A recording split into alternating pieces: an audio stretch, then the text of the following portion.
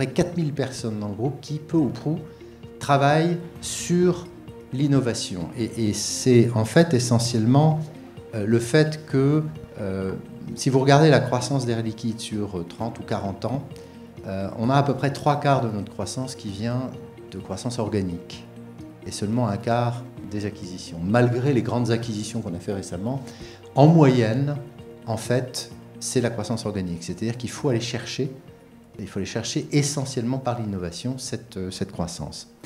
Aujourd'hui, l'innovation est en train de changer, c'est-à-dire que cette innovation qui était très recherche, centre de recherche, est en train de devenir innovation ouverte, c'est-à-dire travailler avec les startups, et on a beaucoup de collaborations. On entend parler beaucoup de digital. La Learning Expedition, qui fait une semaine et qui, tous les ans, m'emmène avec 2-3 personnes clés de l'entreprise voir ce qui se passe dans le monde. Et on est allé, ça fait 7 ans d'affilée qu'on le fait. Donc on commence à avoir maintenant une certaine compréhension. On a été 5 fois aux États-Unis pour dire un peu l'importance qu'ont les États-Unis sur le reste du monde. Une fois en Europe où on a fait un peu le tour des écosystèmes européens, et cette fois-ci en Chine. Et je dois dire que j'ai découvert en Chine des choses que je connaissais, d'autres que je ne connaissais pas. Ce qui est le plus évident, c'est que la Chine a un énorme avantage concurrentiel sur l'effet de taille. C'est-à-dire que tout ce qui se fait en Chine se teste sur 1,5 milliard d'habitants. Et ce qui veut dire qu'ils ont les données, l'analyse des données, l'intelligence artificielle et la capacité à aller beaucoup plus vite que tout le monde sur le développement du numérique. Donc l'effet d'échelle est quelque chose d'énorme et sur lequel nous, Européens, nous devrions réfléchir un tout petit peu plus. Et puis il y a une autre caractéristique que j'ai découverte et qui change aussi, c'est qu'avec le numérique, en fait, c'est good enough. Quand on a une solution qui marche, on la met en ligne. Et puis on l'améliore plus tard. Mais c'est totalement à l'inverse de ce qu'on faisait autrefois, où on avait tout un plan de développement, que ce soit dans l'innovation ou dans tous les domaines, où il fallait aller vers le sophistiqué. Une fois que le sophistiqué était bon, on mettait en service ou on mettait dans le marché. Le monde a complètement changé. La croissance économique, à mon sens, se double d'une sorte de conscience écologique. Alors, ça n'est pas pour faire un effet de mode, mais c'est simplement parce que, de façon un peu différenciée selon les zones aujourd'hui, mais on constate que nos clients ou les clients de nos clients commencent progressivement à nous parler de produire propre, de transporter propre, vraiment de nous demander ce que l'on peut faire. On en est encore au stade plutôt positif, mais ce que l'on peut faire pour finalement les aider, eux, à réduire leurs émissions, consommer moins d'énergie et être meilleurs citoyens. Donc pour l'instant, ça s'applique beaucoup dans le domaine de l'énergie, pour ce qui nous concerne, parce que nous sommes consommateurs d'énergie. Mais cette conscience, en fait, écologique vient se mettre sur la création de valeur économique. Et je pense qu'il faut que nous soyons, nous, les dirigeants des entreprises, beaucoup plus en avance de phase.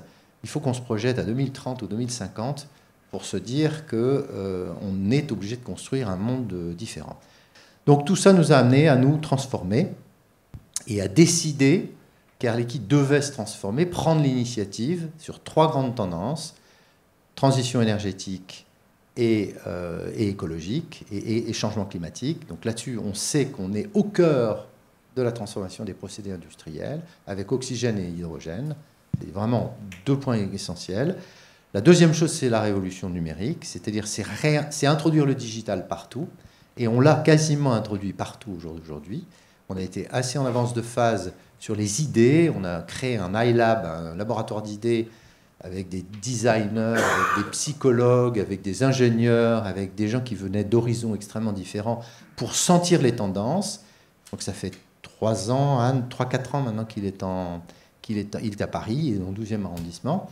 Et on est passé du stade des idées au stade de la fabrication. Donc maintenant, on a un Fab Lab qui élabore des solutions numériques, donc qui est vraiment avec des gens qui écrivent du code, et qui fait ça pour nos business. Et on a déjà des cas qui ont été, ce qu'on appelle des user cases, qui ont été développés, mis en œuvre. Un premier pilote sur la production en France, à Saint-Priest, qui a été le pilote phare du groupe, vitrine technologique primée par le gouvernement français il y a 1 ou 2 ans. On l'a déjà dupliqué à Shanghai, puis à Kuala Lumpur. Donc on a pratiquement l'Europe et l'Asie qui sont couverts et on est en train de le développer aux États-Unis.